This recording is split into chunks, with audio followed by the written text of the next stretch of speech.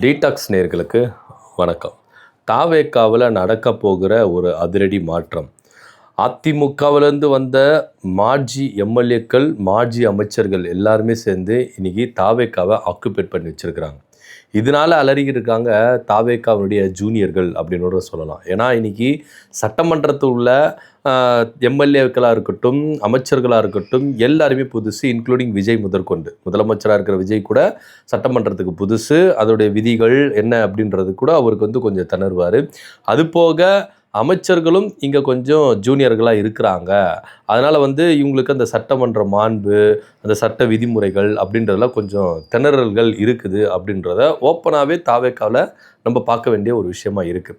So அங்கே நீங்கள் விரல் விட்டு என்ற அளவுக்கு தான் கொஞ்சம் எக்ஸ்பீரியன்ஸான பர்சன் இருக்கிறாங்க அப்படின்றது தான் நிதர்சனமான உண்மை. இன்றைக்கி தாவேக்காவிலேருந்து பல முன்னாள் அமைச்சர்கள், எம்எல்ஏக்கள், அரசியலில் ரொம்ப அனுபவம் மிக்கவர்கள் எல்லாருமே இன்றைக்கி தாவேக்கா பக்கம் படையெடுக்கிறதா பார்க்குறோம். இதை விஜய் அவர்கள் எப்படி மாற்றுறாரு, எந்த அளவுக்கு இவர் கணக்கு போட்டு கால்குலேஷன் பண்ணி அதிமுகவில் இருக்கிற பல பேர் இந்த பக்கம் இழுக்கிறாரு அப்படின்றத நம்ம இங்கே பார்க்குற வேண்டிய ஒரு விஷயமா இருக்குது. ஸோ இப்போ அதிமுகவிலேருந்து வருகிற இந்த மாஜி முன்னாள் அமைச்சர்கள், அது மாத்திரம் இல்லாமல் பல சீனியர்கள் எல்லாரையுமே ஏன் தாவேக்காக்குள்ளே அக்செப்ட் பண்ணிக்கிறாங்க அப்படின்னா, இவங்களுக்கு ஒரு வெயிட்டான ஒரு இடம் இருக்குது. என்னன்னா இன்னைக்கு அதிமுகவிலேருந்து தாவேக்கா பக்கம் வர்றதுனால தாவேக்கா பார்த்திங்கன்னா ஒரு பலம் வாய்ந்த ஒரு கட்சியாக இருக்குது. அதுவும் இல்லாமல் அவங்களுக்கு பார்த்திங்கன்னா ஒரு எக்ஸ்பீரியன்ஸான பர்சன்லாம் கிடைக்கிறாங்க. அப்படின்னும்பொழுது சட்டமன்றத்துக்குள்ள வலுவான, அதாவது எதிர்கட்சிகள் கேட்குற கேள்விக்கு இப்போ இருக்கிறவங்க எல்லாருமே திணறிக்கிட்டு இருக்காங்க. இன்க்ளூடிங் முதலமைச்சர் முதற்கொண்டு திணறிக்கிட்டு இருக்காங்க. ஏன் அப்படின்னா அவங்களுக்கு அந்த கேள்வியில் உள்வாங்கி எப்படி பதில் சொல்லணும் அப்படின்றத இதுக்கப்புறம் தான் லேர்ன் பண்ணிக்கிறாங்க. இப்போ சமீபத்தில் அமைச்சர் கீர்த்தனா அவர்கள் என்ன சொன்னாங்க அப்படின்னா, எங்களுக்கு சிஸ்டமை இன்னும் நாங்கள் கற்றுக்கிட்டு வந்தால் நாங்கள் எப்படியெல்லாம் ஆட்சி கொடுப்போம் அப்படின்ற மாதிரி ஒரு விஷயத்தை அவங்க சொல்லியிருப்பாங்க. ஸோ அவங்க இன்னும் கற்றுக்கல அப்படின்றது தான் இங்கே வெட்ட வெளிச்சமாக இருந்தது. ஸோ இன்னும் இவங்க கற்றுக்கிட்டாங்கன்னா பயங்கரமாக இருக்கும் அப்படின்றத இங்கே பார்க்க வேண்டிய ஒரு விஷயமா இருக்குது. இப்போ தான் கற்றுக்குறாங்க. ஸோ அந்த கற்றுக்கிறதுக்கு தான் டைம் கொஞ்சம் கொடுங்க அப்படின்னு முதலமைச்சர் கேட்டாரோ அப்படின்றது கூட நம்ம எங்களால் புரிஞ்சுக்க முடியுது. ஸோ அந்த கற்றுக்கிறதுக்கான கேப்பு தான் இந்த விஷயம். ஏன்னா இப்போ பார்த்திங்கன்னா அவங்களுக்கு புது வரவு வந்த எடுப்புலேயே அவங்களுக்கு ஒரு முதலமைச்சர் அப்படின்னும்போது இது பெரிய லக்கு. யாரும் கனவுல கூட நினச்சி பார்த்துருக்க மாட்டாங்க. விஜய் அவர்களே நினச்சி பார்த்துருக்க மாட்டாங்கன்னு வச்சுக்கோங்களேன். இப்போ தாவேக்காவுக்கு இது பார்த்திங்கன்னா ஒரு லாட்டரியில் அடித்த ஒரு லக்கு மாதிரி தான். இப்போ அவங்கக்கிட்ட ஆட்சி அதிகாரத்தை இருக்குது. இது எப்படி நம்ம 5 வருஷத்துக்கு மெயின்டைன் பண்ணுறது? ஏன்னா கையில் கிடச்சிருச்சு, இதை நம்ம தக்க வச்சுக்கணும், இதை நம்ம விட்டுடக்கூடாது அப்படின்ற ஒரு பயம் தாவேக்கா கிட்ட இருக்கிறத நம்ம பார்க்குறோம். ஸோ அதனால தான் இன்றைக்கி அதிமுகவிலேருந்து வருகிற பல சீனியர்களை, பல அனுபவம் மிக்கவர்களை இவங்க அக்செப்ட் பண்ணிக்கிறதுக்கான ரீசன் இதுதான். அவங்க மேலே கேஸ் இருக்குது, நம்ம அவங்கள விமர்சித்தோம், ஊழல் சக்தின்னு சொன்னோம், அவங்க நம்மளை விமர்சிச்சாங்க. இதெல்லாத்தையும் கடந்து இன்னைக்கு எல்லாருமே ஐக்கியமாகி ஒருத்தருக்கு ஒருத்தர் அன்பை பரிமாறின்னு பின்னி படைஞ்சிருக்கிறது. ஏன், எதுக்குன்னா இந்த ஒரு காரணத்துக்கு தான். விஜய் அவர்கள் இந்த ஒரு அமைச்சரவை கணக்கில் வைத்து தான் அவர் என்ன பண்றாரு, காய்களை நகர்த்துறாரு அப்படின்றது ஒரு விஷயமா இருக்குது. ஏன்னா சட்டமன்றத்துக்குள்ள எதிர்கட்சிகள் ஆக்கப்பூர்வமான கேள்விகள் வைக்கிறாங்க, அது அமைச்சர்கள் திணறாங்க, முதலமைச்சர் திணறாரு, பல எம்எல்ஏக்கள் திணறாங்க, பல விஷயங்கள் இங்கே பார்க்க வேண்டிய ஒரு விஷயமா இருக்கு. அப்போ நம்மளுக்கு ஒரு அனுபவமிக்க ஆட்கள் நம்மளுக்கு பக்கத்தில் இருக்கணும். அப்படி இருக்கும் பட்சத்தில் இந்த எதிர்கட்சிகள் கேட்கிற கேள்விக்கு நம்ம தக்க பதிலடி கொடுத்துட முடியும் அப்படின்றது தான் அமைச்சரவை கணக்கு தான். இது நீங்கள் அரசியல் கணக்கு அப்படின்னு எடுத்துக்கிட்டா கூட அமைச்சரவை கணக்கில் விஜய் அவர்கள் இந்த மூவை பண்ணுறாரு அப்படின்றது நம்ம இங்கே எடுத்துக்க வேண்டிய ஒரு விஷயமா இருக்குது. வெட்ட வெளிச்சமாக தெரியுது. இப்போ விஜயபாஸ்கர், எம்ஆர் விஜயபாஸ்கர்லாம் எலெக்ஷனில் நிற்க மாட்டாங்கன்னு நீங்கள் நினைக்கிறீங்களா? பர்வேஷ் அவர்கள் கன்ஃபார்மே பண்ணுறாரு, விராலிமலையில் மாமா விஜயபாஸ்கர் நிற்பார், அவர் பெருவாரியான வாக்குகளை வெற்றி பெற வைக்கணும் அப்படின்ற மாதிரிலாம் அவர் என்ன பண்ணுறாரு, தன்னுடைய தொண்டர்களுக்கு உறுதிமொழி கொடுக்குறாரு. ஸோ அப்படிலாம் இருக்கும்போது இவங்க எலெக்ஷனில் நிற்கிறாங்க. அதுலேருந்து இது மாற்றுக்கிறதுல அந்த 4 பேர் அப்படின்றது டவுட்டு. யார், மரகத குமரவேலு, சத்யபாமா, ஜெயக்குமார், இசகி சுப்பையான்றவங்க டவுட்டு. ஏன்னா அவங்களுக்கு அந்த தொகுதியில் அவங்களுக்கு இடம் கொடுக்கப்படுமா அப்படின்றது தீர விசாரணையில் இருக்குது. ஏன்னா உளவுத்துறை ரிப்போர்ட்டு விஜய் கைக்கு போகிறதுனால அவங்களுக்கு தொகுதியில் சரியான ஒரு செல்வாக்கு இல்லை.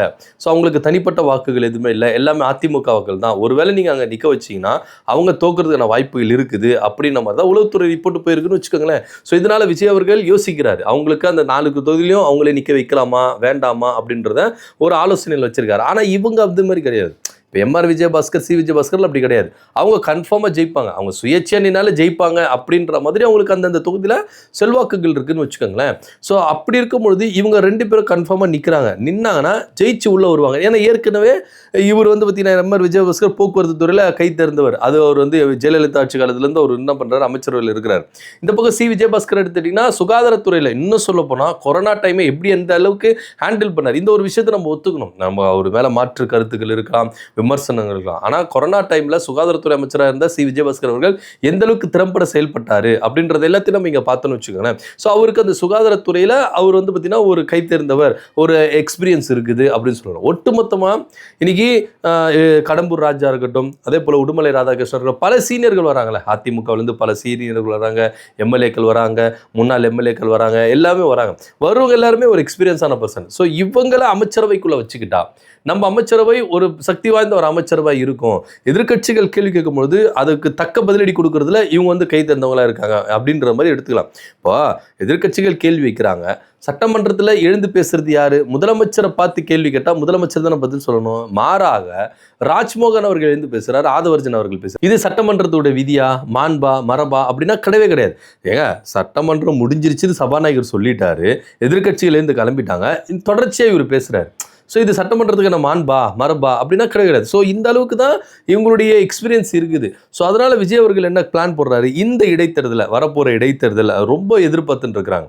முக்கியமாக தாவேக்க எதிர்பார்த்துட்டு இருக்காங்கன்னு வச்சுங்களேன். இந்த இடைத்தேர்தல் முடிச்சிட்ட பிறகு அமைச்சரவையில் பல மாற்றங்கள் நடக்கப்படும். இதில் பல பேருக்கு அமைச்சர் பதவிகள் பறி போகிறதுக்கான வாய்ப்புகள் இருக்குது அப்படின்னு சொல்லிட்டு கான்ஃபிடென்ட்டாக இங்கே நம்ம சொல்கிற வேண்டிய ஒரு விஷயமா இருக்கும். ஏன்னா எம்ஆர் விஜயபாஸ்கர், சி விஜயபாஸ்கர் அவர்கள் கம்பல்சரி அமைச்சர் ஆகிறாங்க. அதில் எந்த வித மாற்று கருத்தும் இல்லை. நீங்கள் செங்கோட்டையன், விஜயபாஸ்கர், எம்ஆர் விஜயபாஸ்கர் இவங்க எல்லாருமே ஃப்ரண்ட் லைனில் உட்காருவாங்க. ஸோ ஜூனியர்களை எல்லாருமே பேக்கில் அடிச்சுட்டு மாஜி சீனியர்கள் இருக்காங்களா, அதிமுகவில் வந்த சீனியர்கள் இருக்கிறாங்களா, இவங்க அந்த இடத்த ஆக்குபேட் பண்ணிவிடுவாங்க. ஸோ இதனிடையில் இப்போ அமைச்சர்களாக இருக்கிறாங்களா, இவங்களுக்கு யார் யார் அமைச்சர் பதவி தப்பிக்கும், யார் யார் அமைச்சர் பதவி நம்ம கிட்ட இருந்து பறிக்கப்படும் அப்படின்ற ஒரு அச்சம் தாவேக்க அமைச்சர்கள் மத்தியில் இங்கே நிலவுறதை நம்ம இங்கே பார்க்குறோம். ஏன்னா இப்போ இந்த 6 தொகுதி இப்போதைக்கு கன்ஃபார்ம், அதாவது திருச்சி கிழக்கோட 7 தொகுதி, இந்த 7 தொகுதியில் அதிமுகலேருந்து வந்தவங்களுக்கு சீட்டு கொடுக்கப்படுமா அப்படின்ற ஒரு கேள்வி இருக்குது. அவங்க நிற்க வைப்பாங்களா? ஒருவேளை நின்று அவங்க ஜெயிச்சாங்கன்னா கம்பல்சரி அவங்க அமைச்சர், அதில் எந்த வித மாற்று கருத்தும் இல்லை அப்படின்றது தான் இங்கே பார்க்க வேண்டிய ஒரு விஷயமா இருக்குது. அவங்க அமைச்சராகும் பட்சத்தில் விஜய் அவர்கள் இவர்களை வைத்து கொண்டு அமைச்சரவை கட்டமைக்கலாம். ஏன்னா இப்போ வந்து பார்த்தீங்கன்னா இதனால அரசு வேலைகள் வந்து தோய்வடையுது. அமைச்சர்கள் எக்ஸ்பீரியன்ஸ் இல்லாததுனால பல இன்னல்கள் சந்திக்கிறதுனால தோய்வடையுது, வேலைகள்லாம் தோய்வடைகிறதுனால சரியா மக்களுக்கான திட்டங்களை வகுக்க முடியல. ஸோ எக்ஸ்பீரியன்ஸான பர்சனை நம்ம அமைச்சரவையில் கொண்டு வந்துட்டானா நம்மளுக்கு வேலைகள் ஈஸியாகும் அப்படின்னு சொல்லிட்டு தான் விஜய் அவர்கள் நம்புறாரு. ஸோ இந்த அமைச்சரவை கணக்கை வைத்துக்கொண்டு தான் விஜய் அவர்கள் இந்த காயை நகர்த்துறாரு அப்படின்றது ரொம்ப திட்டவட்டமாக தெரியுது. வருகிற இடைத்தேர்தலில் கம்பல்சரி எக்ஸ்பீரியன்ஸான பர்சனை விஜய் அவர்கள் நிற்க வைக்கிறார் அப்படின்றதுல எந்தவித மாற்று கருத்தில். அவங்க ஜெயிச்சு உள்ளே வந்தாங்கன்னா அமைச்சர் அப்படின்றதுலையும் எந்தவித மாற்று கருத்தில். அப்படி அமைச்சரவையில் வரும்பொழுது பல ஜூனியர்களுக்கு இங்கே அமைச்சரவை பதவிகள் பறிக்கப்படும். ஸோ குறிப்பிட்டு ஒரு சில அமைச்சர்களுக்கெல்லாம் இங்கே பதவி போகும் அப்படின்னு பார்த்தீங்கன்னா ஜெகதீஸ்வரி அவர்கள், கீர்த்தனா அவர்கள், அதே போல் சரத் அவர்கள், அதுக்கப்புறம் வந்து பர்வேஷ் அவர்கள் போன்றவர்களுடைய பதவிகள் இங்கே பறிக்கப்படும் அப்படின்னு பார்க்க வேண்டிய ஒரு விஷயமா இருக்கு. ஸோ சி விஜயபாஸ்கரும் எம்ஆர் விஜயபாஸ்கரும் கம்பல்சரி அமைச்சரவையில் இடம்பெறாங்க. அதில் எந்தவித மாற்று கருத்தில். இடைத்தேர்தலுக்கு அப்புறம் தாவேக ஆட்சியில் அமைச்சரவையில் ஒரு பெரிய மாறுதல் இருக்கும். இந்த மாற்றம் விஜய்க்கு கை கொடுக்குமா கொடுக்காதா அப்படின்றதான் பார்க்க வேண்டிய ஒரு விஷயமா இருக்கு. விஜய் அவர்கள் போடுகிற இந்த அமைச்சரவை கணக்கு அவருக்கு எந்த அளவுக்கு யுக்தியை கொடுத்து அமைச்சரவை எந்த அளவுக்கு கட்டமைப்பாரு, இது எந்த அளவுக்கு அவருக்கு கை கொடுக்குது அப்படின்ற பொறுத்து பார்ப்போம். இதை பற்றியோட கருத்து நம்ம கீழே கமெண்ட் பண்ணுங்க. நன்றி, வணக்கம்.